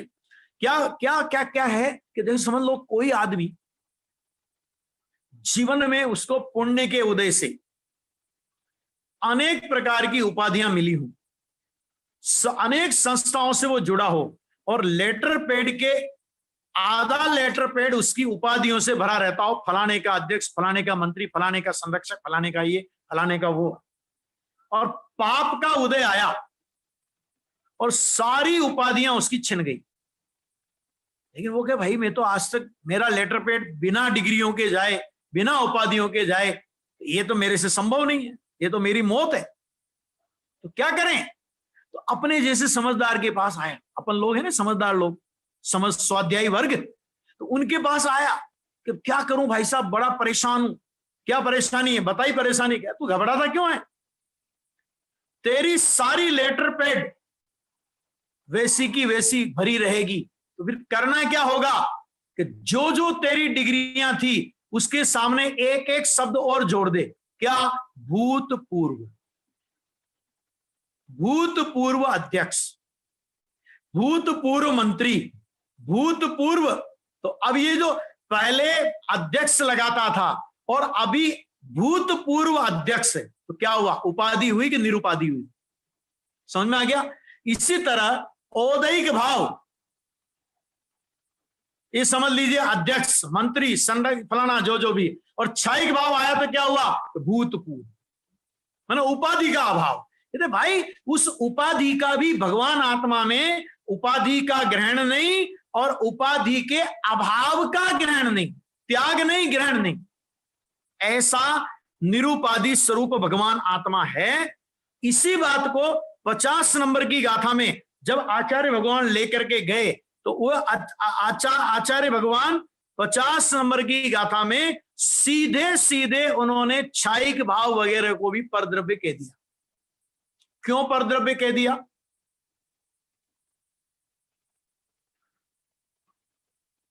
यहां सिद्ध करना है परद्रव्य को ग्रहण नहीं करता, कि क्षायिक भाव क्यों ग्रहण करे? जो अनादि अनंत शुद्ध है वो एक समय की शुद्धता को क्यों ग्रहण करे? देखो अपन किसी को भी ग्रहण करते हैं, तो ग्रहण करते हैं तो क्यों ग्रहण करते हैं? जैसे समझो भोजन ग्रहण करते हैं तो भाई क्यों ग्रहण करते हैं? भाई भूख लगी। तो किसी को भी ग्रहण करने का मतलब वो उसमें कमी का परिचायक है, नहीं करता, वो परिपूर्ण तत्व है। क्षायिक भाव उसे पूरा नहीं करता, अपितु उस पूर्ण की प्रतीति होकर के अनुभूति होने का नाम क्षायिक भाव है। नहीं करता क्षायिक भाव को भी ग्रहण। इसलिए बहुत देखो, ये एक बहुत अच्छी बात इसमें ये माने गजब की बात आई है, ये कि ये पर भाव को ग्रहण नहीं करता। तो ग्रहण त्याग के अभाव के कारण कैसा है? अविनाशी, अविनाशी। क्योंकि अगर वो ग्रहण करे और अगर वो त्याग करे, तो ग्रहण करने के लिए और त्याग करने के लिए उसमें हलचल हुई। ध्रुव किसे कहते हैं? अविनाशी का मतलब ध्रुव होता है ना। ध्रुव किसे कहते हैं? ध्रुव की परिभाषा समझो कि ध्रुव माने जिसे किसी का ग्रहण नहीं करना, और जिसे वास्तव में किसी का त्याग नहीं करना, जिसमें कुछ होना नहीं, उसका नाम ध्रुव है। जो है, जिसमें से कुछ ग्रहण हो, जिसमें कुछ त्याग हो, तो उसमें क्रिया हुई, और क्रिया हुई तो वो सक्रिय हुआ, सक्रिय हुआ तो वो ध्रुव नहीं रहा। ऐसी अद्भुत अद्भुत चर्चा है। शायद विषय की वजह से समय थोड़ा अधिक हो गया है, तो अभी अपन इसी विषय को कल और आगे बढ़ाएंगे, और 72 नंबर की कलश पर भी अपन बहुत चर्चा करेंगे। बहुत गंभीर चर्चा है, बहुत भाव है इसमें कहने का। आज बहुत ज्यादा टाइम हो गया, क्षमा प्रार्थी हूँ। धन्यवाद देवेंद्र भाई साहब। वाकई में तत्व बहुत गंभीर है, और आपने कहा कि थोड़ा सा समय ज्यादा हो गया। ये बात ही कुछ इस जाति की है जिसमें रमे बिना चैन नहीं, समय का ध्यान ही नहीं रहा। आपकी मस्ती इतनी है तत्व ज्ञान की और गुरुदेव श्री की वाणी में रमने की, तो कोई बात नहीं, जो आप बोलते हैं वो तो अद्भुत होता ही होता है, क्योंकि वो आपकी एक एक बात आचार्यों से मेल खाती है, गुरुदेव से मेल खाती है, और पूरे रहस्य उद्घाटित करती है। धन्यवाद, बहुत बहुत आभार है आपका। हम रात्रि में भी आपका लाभ लेंगे आज शंका समाधान में। और अभी मैं बुला रहा हूँ पंडित गायक शास्त्री जी को, जल्दी से आ जाए गायक जी, और हम सब उनके द्वारा मात्र 5-7 मिनट के प्रश्न मंच का लाभ लेंगे। गायक शास्त्री पधारें और शुरू करें प्रश्न मंच।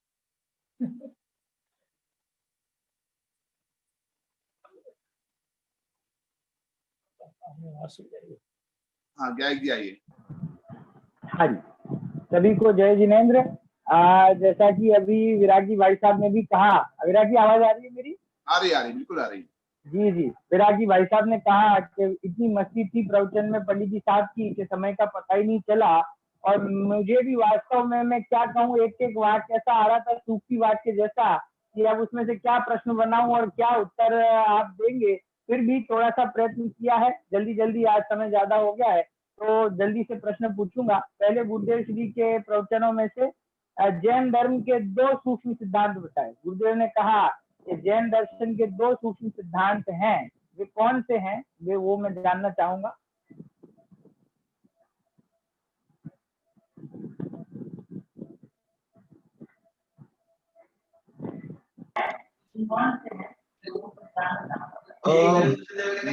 हम चलेंगे मीना शाह जी की तरफ। मीना शाह जी, हम आपको अनम्यूट कर रहे हैं। मीना शाह,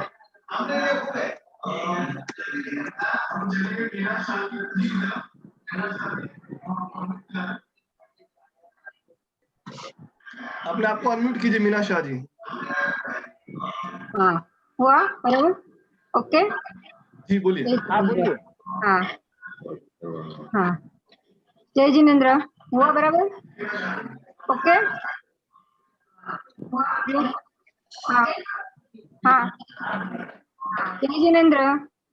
आप बोलिए मीना जी। आप बोलिए बोलिए, आपकी आवाज आ एक रही है। द्रव्य दूसरे द्रव्य को स्पर्श नहीं करता, और क्रमबद्ध पर्याय, एक के बाद एक क्रमबद्ध पर्याय, तो सिद्धांत। हाँ, बराबर, बहुत अच्छी बात है। दोनों सिद्धांत आपने बराबर बताए, एक वस्तु स्वातंत्र और एक क्रमबद्ध पर्याय। क्रमबद्ध पर्याय की एक और अच्छी बात आई, आज आपसे चालू रखिए। क्रमबद्ध पर्याय के गुरुदेव जी ने 2-3 नाम बताए, क्योंकि कई लोगों को आग्रह होता है तो ये क्रमबद्ध पर्याय तो जिनवाणी में शब्द नहीं मिलता है, तो 2-3 पर्यायवाची नाम गुरुदेव ने बताए थे, वे कौन कौन से हैं? क्रमबद्ध पर्याय का निर्णय करने वाले की दृष्टि न्यायक पर ही रहती है। न्यायक पर है तो क्रमबद्ध निर्णय होता है। क्रमबद्ध शब्द के पर्यायवाची, क्रमबद्ध शब्द को और कौन कौन से शब्द कहे जा सकते हैं?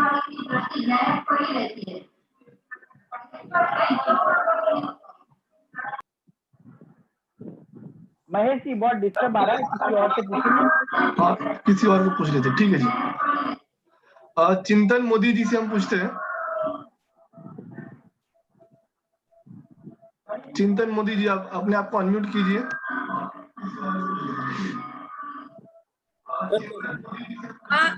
क्रमबद्ध पर्याय के और नाम है क्रमवती, क्रमशर, क्रमबद्ध और क्रम नियमित। हाँ, बहुत बढ़िया। ये चारों नाम पूज्य गुरुदेव जी ने बताए, तो किसी किसी को जो भ्रम होता है वो दूर हो जाना चाहिए। नाम से कोई फर्क नहीं पड़ता है, लेकिन जो सिद्धांत है वो सिद्धांत हमारे ख्याल में आना चाहिए। बहुत सुंदर। अगला प्रश्न, औपशमिक, अयौपशमिक, औदैक और क्षायिक, ये सारे भाव भी तो। हमारे किसी होस्ट का ही mic problem. Mahesh ji mute कीजिए सबको। हाँ जी, औदैक, औपशमिक, क्षायिक, क्षायोपशमिक, ये सब भाव तो जीव के ही भाव हैं। पूरी जिनवाणी में कहा जाता है जीव के 5 भाव हैं। तो फिर आचार्य देव ने इन 4 भावों को, पारिणामिक भाव को छोड़कर अन्य 4 को मल जनक क्यों कहा है? भाव तो जीव के कहे जाते हैं, तो ये मल जनक भाव क्यों कहे? जी, शुद्धात्मा प्रभा जी है हमारे साथ।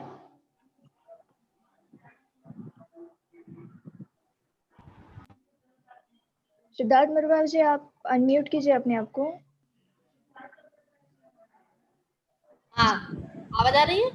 जी जी, औपसमिक, औदैहिक, क्षायोपशमिक और क्षायिक भाव, ये चारों भावों में किसी न किसी तरह से कर्म की अपेक्षा पड़ती है। जैसे औदैहिक भावों में कर्म की अपेक्षा पड़ेगी तो क्षायिक भाव में कर्मों की क्षय की अपेक्षा पड़ेगी।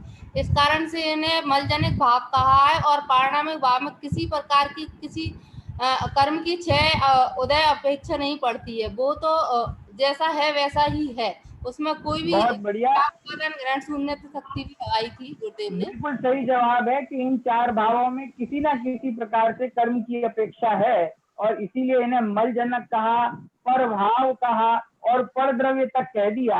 आदरणीय पंडित जी साहब ने हमें 38वीं गाथा, 41वीं गाथा, 50वीं गाथा बताई, जहाँ पर इन भावों को पर भाव और पर द्रव्य तक आचार्य देवों ने कहा है। इससे हमें ख्याल आता है कि जिस किसी भाव में कर्म की अपेक्षा है वो भाव आत्मा का भाव नहीं है, आत्मा का स्वभाव नहीं।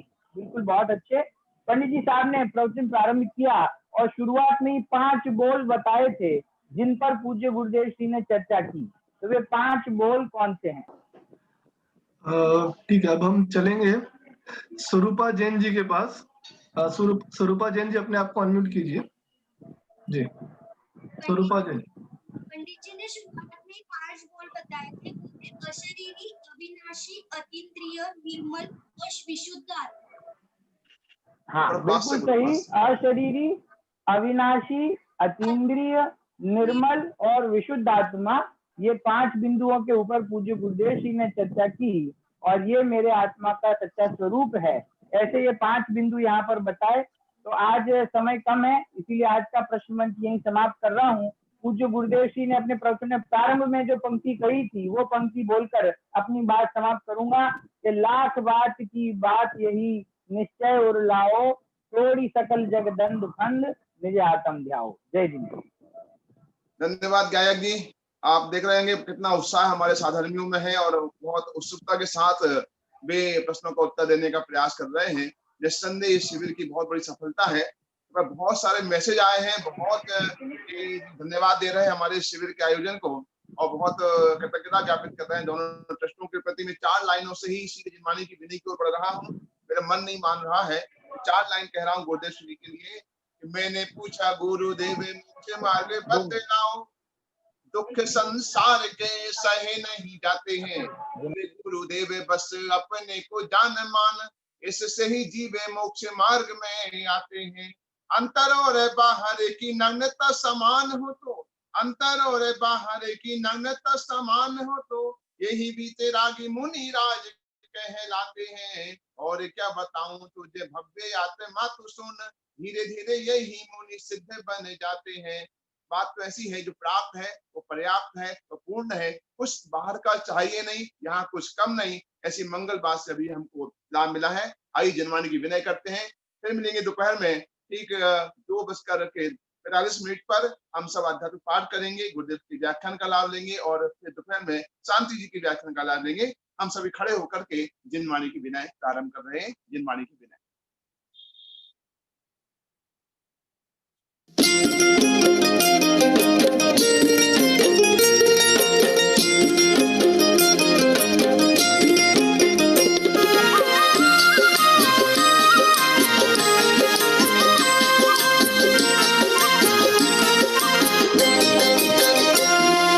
जिनवाणी माँ तेरे चरणों आया, जिनवाणी माँ तेरे चरणों आया, ज्ञान की ये दिव्य ज्योति आज पाया, सत्य ज्ञान पाया,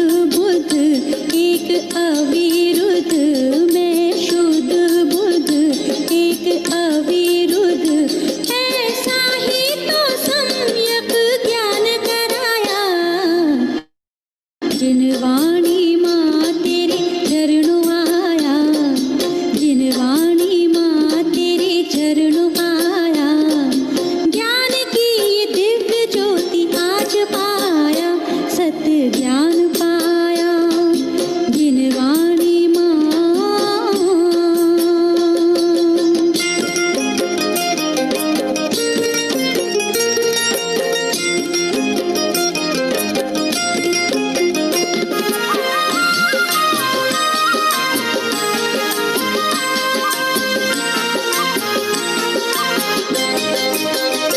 नव तत्वों में छुपा हुआ जो हमें ज्ञान प्रकाश बताया, चिदानंद चैतन्य राज का दर्शन सदा ही कराया।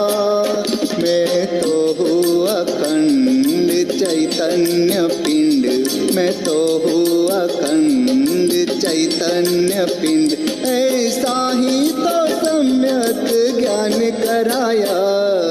जिनवाणी माँ तेरे चरणों आया, जिनवाणी माँ तेरे चरणों आया, ज्ञान की ये दिव्य ज्योति आज पाया, सत्य ज्ञान पाया, जिनवाणी माँ।